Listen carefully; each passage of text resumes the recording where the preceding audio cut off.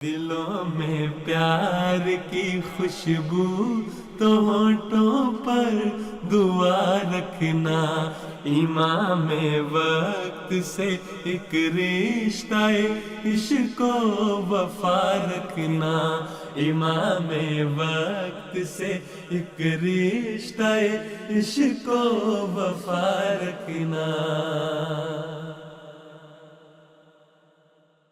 আসসালামু আলাইকুম ওয়ারাহমাতুল্লাহি ওয়া বারাকাতুহু।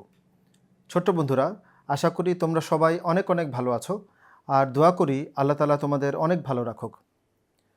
তোমরা তো জানোই যে ছোটদের জন্য হুজুরের খুতবা অনুষ্ঠানের মূল উদ্দেশ্য হচ্ছে আমরা যেন নিজের আলোচনার মাধ্যমে আর তোমাদের পাঠানো ভিডিও বার্তাগুলো দেখার মাধ্যমে হুজুরের খুতবাকে আরেকটু সহজভাবে বুঝতে পারি। তারই ধারাবাহিকতায় আজকে আমরা গত 20শে ডিসেম্বর 2024 তারিখের খুতবাটি নিয়ে আলোচনা করব। আলোচনার জন্য আমাদের সাথে আছেন দিয়ান আল মাহাদ আর নুরুদ্দিন ভুইয়া। আসসালামু আলাইকুম ওয়া রাহমাতুল্লাহ উস্তাদজি। ওয়ালাইকুম আসসালাম ওয়া রাহমাতুল্লাহি ওয়া বারাকাতুহু। কেমন আছো তোমরা? আলহামদুলিল্লাহ উস্তাদজি, আমরা সবাই ভালো আছি। আপনি কেমন আছেন?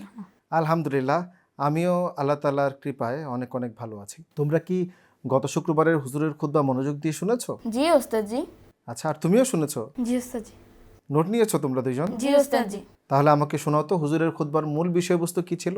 গত শুক্রবার হুজুর মহানবী সাল্লাল্লাহু আলাইহি সাল্লামের জীবনী হতে বিভিন্ন সফরের কথা উল্লেখ করেন, যেগুলো নামকরণ করা হয়েছিল বিভিন্ন সাহাবীদের নামে। ঠিক বলেছো।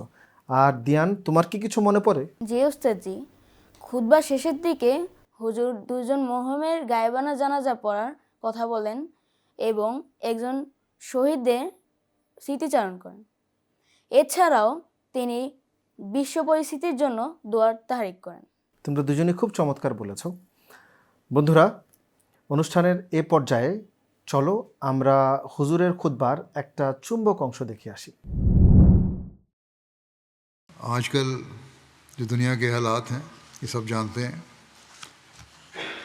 शाम में जो हालात उभरे हैं जो भी वादे नहीं है, कहने को तो एक ज़ालिम जाबिर हुकूमत ख़त्म हुई, लेकिन दुआ करें कि आने वाली हुकूमत भी इंसाफ से काम लेने वाली हो। कहते तो बहुत हैं ये आने वाले कि हम इंसाफ करेंगे, लेकिन अमूमन यही देखा गया है कि जब ताकत मिल जाए तो कहते कुछ हैं और करते कुछ हैं। अल्लाह ताला इन इलाकों के अहमदियों को अपनी हिफाजत में रखें। तजिया निगार तो लिखते हैं कि अवाम बज़ाहिर जुल्म ख़त्म होने पर खुशियाँ मना रहे हैं, लेकिन आइंदा क्या होगा कुछ पता नहीं है। इसी तरह इसराइल भी इन इलाकों में हमला कर रहा है बिला वजह। बज़ाहिर इस्लामी दुनिया के ख़िलाफ़ इनके इरादे ख़तरनाक लगते हैं और इस लिहाज से कोई मुल्क भी महफूज नहीं है। पाकिस्तान के लिए भी इसलिए हवाले से दुआ किया करें, ईरान के लिए, बाकी मुल्कों के लिए भी।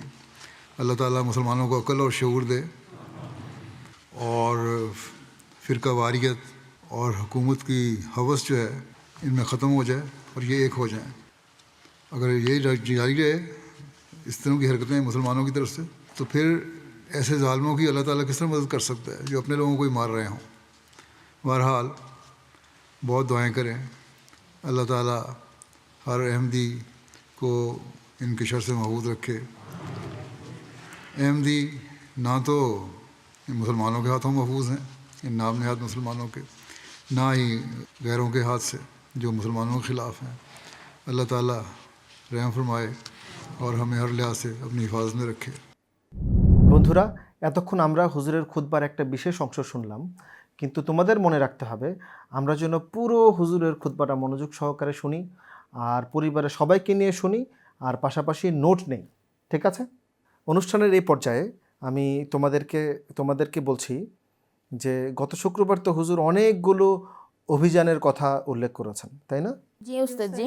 অনেকগুলো সারিয়ার কথা, গজওয়ার কথা উল্লেখ করেছেন। আচ্ছা, এর মধ্যে কোন ঘটনাটা তোমার সবচেয়ে ভালো লেগেছে?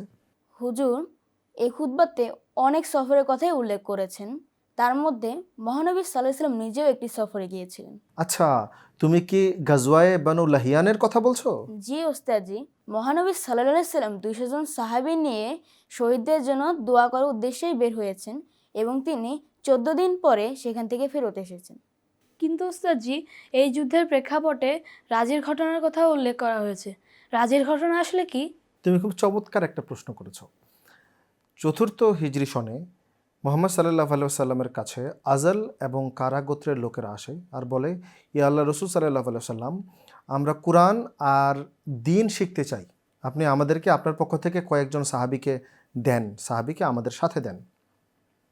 মোহাম্মদ সাল্লাহ আলাইসাল্লাম 10 জন সাহাবিকে এদের সাথে পাঠায়, কিন্তু এরা রাজি নামক একটা ঝর্ণার পাশে গিয়ে তাদের উপর হঠাৎ হামলা করে আর প্রত্যেক সাহাবিকে নির্মমভাবে শহীদ করে। মোহাম্মদ সাল্লাহ আলাইসাল্লাম যখন জানতে পারেন যে এই ঘটনার পেছনে বনু লাহিয়ান গোত্রের পুরোপুরি সম্পৃক্ততা আছে, তখন মোহাম্মদ সাল্লাহ আলাইসাল্লাম এই অভিযান প্রেরণ করেন। কারণ তখন পর্যন্ত এই গোত্র নিজেদের ঔদ্ধত্যের সীমা ছাড়িয়ে যাচ্ছিল, এমনকি তারা মদিনায় হামলা করার পরিকল্পনা করছিল। মোহাম্মদ সাল্লাহ আলাইসাল্লাম 200 জন সাহাবি নিয়ে এই অভিযানে যান, যেন তারা হঠাৎ মদিনার উপর আক্রমণের সাহস না পায়। কিন্তু তারা পূর্ব থেকে মোহাম্মদ সাল্লাহ আলাইসাল্লামের এই যাত্রার খবর পেয়ে গিয়েছিল, আর তাই পাহাড়ের একটা চূড়ায় গিয়ে আশ্রয় নেয়। এই কারণে মোহাম্মদ সাল্লাহ আলাইসাল্লাম তাদের কাউকে ধরতে পারে নাই। পরবর্তীতে মোহাম্মদ সাল্লাহ আলাইসাল্লাম যেখানে গিয়ে সাহাবিদের শহীদ করা হয়েছে সেখানে যায়, সেখানে কয়েকদিন অবস্থান করে আর অনেক বেদনাতুর মনে এই শহীদদের জন্য দোয়া করেন। বুঝতে পেরেছো? জি উস্তাদজি। বন্ধুরা, অনুষ্ঠানের এই পর্যায়ে চলো আমরা তোমাদের পাঠানো ভিডিও বার্তাগুলো দেখে আসি। হুজুর বর্তমান পরিস্থিতিতে মুসলমানদের জন্য দোয়ার তাহারিক করেন। সিরিয়া, পাকিস্তান এবং অন্যান্য মুসলিম দেশগুলোর জন্য দোয়ার আহ্বান জানান। বনু লাহিয়ানের যুদ্ধ থেকে ফেরত আসার সময় মহানবী সাল্লাল্লাহু আলাইহি সাল্লাম যে দোয়াটি পাঠ করেছিলেন সেটা হলো, আমরা আল্লাহর দিকে প্রত্যাবর্তনকারী, তাওবাকারী, ইবাদতকারী, সেজদাকারী এবং আমাদের প্রভুর প্রতি গুণকীর্তনকারী। মহানবী সাল্লাল্লাহু আলাইহি ওয়াসাল্লামের কন্যা জয়নবে স্বামী আবু লাস মুসলমানদের হাতে বন্দী হয়ে মদিনাতে আসে। মহানবী সাল্লাল্লাহু আলাইহি ওয়াসাল্লাম তাকে মুক্ত করে দেয়। তিনি মক্কাতে ফেরত গিয়ে মক্কাবাসীদের অর্থ সম্পদ ফেরত দেয়। তারপর তিনি ইসলাম গ্রহণ করে মদিনাতে চলে আসে। এই খুতবায় হুজুর হযরত আবু উবাইদা বিন আল জাররাহ নামে এক সাহাবীর উল্লেখ করেন। তার সম্পর্কে মহানবী সাল্লাল্লাহু আলাইহি ওয়াসাল্লাম বলেছিলেন, তিনি হলেন উম্মতের আমিন, অর্থাৎ বিশ্বস্ত। হুজুর বলেন, অনেক বেশি দোয়া করুন, পৃথিবীর সকল আহমদীকে আল্লাহ নিরাপদে রাখুন। হুজুর খুতবায় মত 4টি যুদ্ধের বিবরণ তুলে ধরেন। ষষ্ঠ হিজরি জমাদি উলা মাসে 170 জন সাহাবীর নেতা মনোনীত করে যায়েদ বিন হারেসাকে ইস নামক স্থানে মুহাম্মদ প্রেরণ করেন। হুজুর মাওলানা আব্দুল সত্তার রফ সাহেবের গায়েবানা জানাজা পড়েন। তিনি জামাতের মুরব্বী ছিলেন এবং অনেক দেশে সেবা করেছেন। এতক্ষণ আমরা তোমাদের পাঠানো ভিডিও বার্তাগুলো দেখলাম। ভিডিও বার্তা প্রত্যেকটা আমাদের কাছে খুব ভালো লেগেছে। আর তোমাদের কাছে এর পাশাপাশি অনুরোধ রইল যে তোমরা হুজুরের খুতবা মনোযোগ দিয়ে দেখার পাশাপাশি সবচেয়ে ভালো লাগা অংশটুকু ভিডিও বার্তা হিসেবে আমাদের কাছে পাঠাবে। মনে থাকবে? আবার তোমাদের কাছে ফিরে আসছি। আচ্ছা নুরুদ্দিন, তুমি বলো তো, হুজুর এই খুতবায় তো অনেকগুলো ঘটনার কথা উল্লেখ করেছেন, এর মাঝে তোমার কোন ঘটনাটা সবচেয়ে ভালো লেগেছে? আমার যে ঘটনাটি ভালো লেগেছে সেটি হলো জায়েদ বিন হারেসা রাদিয়াল্লাহু তাআলা আনহুর সফরের ঘটনা। আচ্ছা, জায়েদ বিন হারেসা রাদিয়াল্লাহু তাআলা আনহু সম্পর্কিত হুজুর অনেক কথাই বলেছেন, এর মধ্যে কোনটা ভালো লেগেছে? সিরিয়া থেকে আগত একটি কুরাইশদের দল যারা সবসময় অস্ত্রে সুসজ্জিত থাকতো, তাদেরকে প্রতিহত করার জন্য হযরত জায়েদ বিন হারেসা রাদিয়াল্লাহু তাআলা আনহুর নেতৃত্বে 170 জন সাহাবীকে ইস নামক স্থানে প্রেরণ করেন। সেখান থেকে সাহাবীরা গনিমতের মাল সংগ্রহ করেন এবং কয়েকজনকে বন্দী করেন। আচ্ছা, এই অভিযানে একজনের মুক্তির খবরও পাওয়া যায়, তার নাম মনে আছে? জি উস্তাদজি, তার নাম হলো আবুল আস বিন রাবি। চমৎকার। আচ্ছা উস্তাদজি, মহানবী সাল্লাল্লাহু আলাইহি সাল্লাম এই ব্যক্তিকে কেন মুক্ত করলেন? খুব চমৎকার একটা প্রশ্ন করেছো। দেখো, আবুল আস বিন রাবি নিজের এবং কুরাইশদের সম্পদ নিয়ে সিরিয়ার অভিমুখে যাত্রা করেছিলেন। ফিরতি পথে মোহাম্মদ সাল্লাল্লাহু আলাইহি সাল্লামের সাহাবীদের সাথে মুখোমুখি হয়।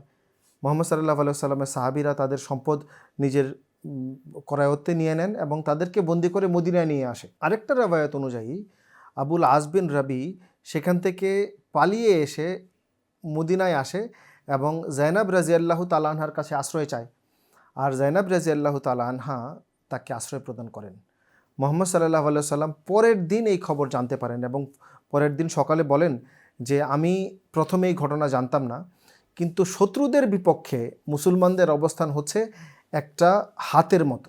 মুসলমানদের একটা সাদামাটা ব্যক্তি শত্রুদের কাউকে আশ্রয় প্রদান করতে পারে, তাই আমিও একে আশ্রয় প্রদান করলাম। আর সাহাবীদের উদ্দেশ্যে বলে, তোমরা যদি চাও তাহলে এদের গনিমতের মাল ফেরত দিতে পারো, নতুবা তোমাদের কাছে রাখতে পারো, এটা গনিমতের মাল, এর ব্যাপারে আমার কোনো আপত্তি নাই। কিন্তু সাহাবা রাদিয়াল্লাহু তাআলা আনহুম তাদের প্রত্যেকের মাল ফিরিয়ে দেন। আর এরপর তো তোমরা জানোই যে আবুল আস বিন রাবি রাদিয়াল্লাহু তাআলা আনহু তিনি ইসলাম গ্রহণ করেন। পরবর্তীতে এই সম্পদ নিয়ে মক্কায় ফিরে যান এবং নিজের ইসলাম গ্রহণের স্বীকারোক্তি সকলের সামনে উপস্থাপন করেন। বন্ধুরা, অনুষ্ঠানের এই পর্যায়ে চলো আমরা আমাদের এক ছোট্ট বন্ধু দানেশ ইসলামের কাছ থেকে দোয়া মাসুরা অর্থসহ শুনে আসি। বন্ধুরা, তোমাদের সামনে আমি দোয়া মাসুরা পড়ে শোনাবো। রব্বানা আতিনা ফিদ দুনিয়া হাসানাতাও ওয়া ফিল আখিরাতি হাসানাতাও ওয়া কিনা আযাবান্নার।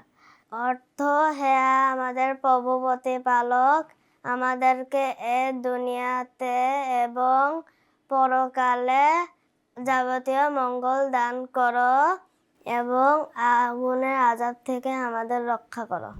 আচ্ছা নুরুদ্দিন, তুমি কি মুহাম্মদ বিন মাসলামা রাদিয়াল্লাহু তাআলা আনহুর কথা শুনেছো? হ্যাঁ, তিনি তো অনেক বড় যোদ্ধা ছিলেন এবং মহানবী সাল্লাল্লাহু আলাইহি সাল্লামের নির্দেশে তিনি বিভিন্ন সফরের নেতৃত্ব দিয়েছিলেন। তিনি 10 জন সাহাবীকে নিয়ে একটি সফরে গিয়েছিলেন।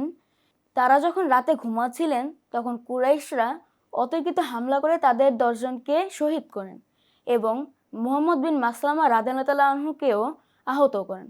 তোমরা খুব গুরুত্বপূর্ণ একটা ব্যাপার নিয়ে আলোচনা করছো।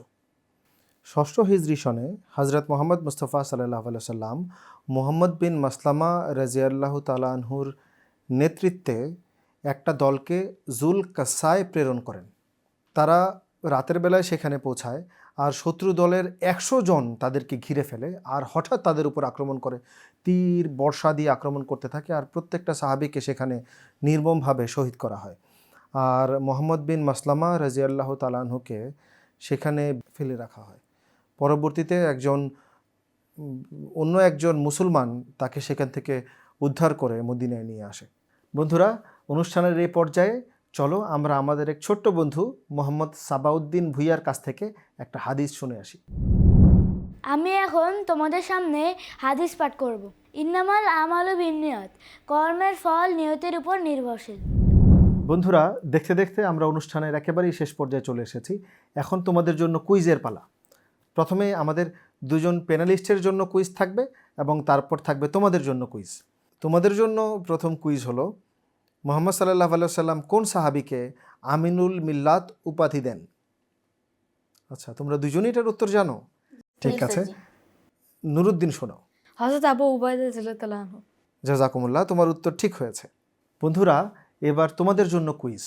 বলো তো, মুহাম্মদ সাল্লাল্লাহু আলাইহি সাল্লাম গজওয়ায়ে বনু লাহিয়ান সফরে যাওয়ার সময় মদিনায় কোন সাহাবীকে নিজের নায়েব নিযুক্ত করে তারপরে গিয়েছিলেন?